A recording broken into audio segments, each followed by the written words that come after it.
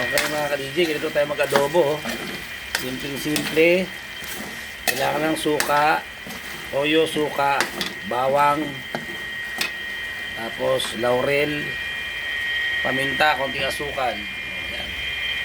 Ayan mga ka-DJ, adobong tuyo ang version ni DJ Master. Nanunuot, masarap kasi to. Merong paa at leeg. May laman, mas malasa. Tapos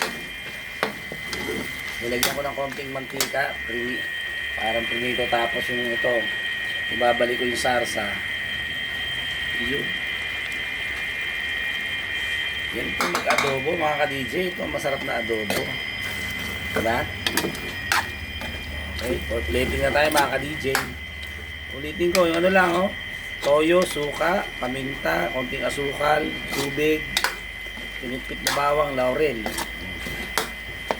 Lagyan ko siling gabuyo para medyo may pampabango. Plating na tayo mga ka-DJ. Okay, oh, tignan nyo naman yung tsura, oh. Ayun, oh, nagmantika. Ganito mag-adobo si DJ Master, no? May paa ng manok, may lieg, may laman. Ayan, napakasarap. Hindi na ako makapaghintay. Titikman na natin ito mga ka-DJ. Okay, titikman na natin mga ka-DJ. Ito yung aking adobo version, no? Nagmamantika. Ayan, look at this mga ka-DJ. Diba? Sarap. Ayun, titikman na natin mga ka-DJ. Ano ba? Hindi ko malaman. Sarap. Ito. Legang gusto ko. Mantika.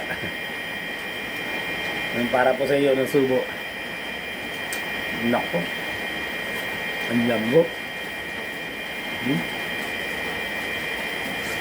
Ang sarap. Mulam pa.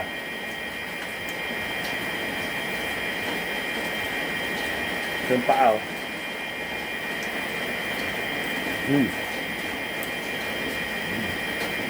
Ang sarap niya kasi may mga ano, collagen yung sa paa. Kaya lumagkit, para malagkit siya. Subukan nyo na ito mga ka-DJ.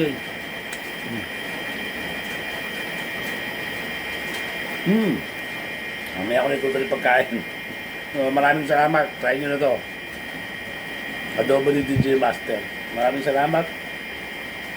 Basta pa tayo papalam si DJ Master, kasabing laban lang. God bless you. Bye.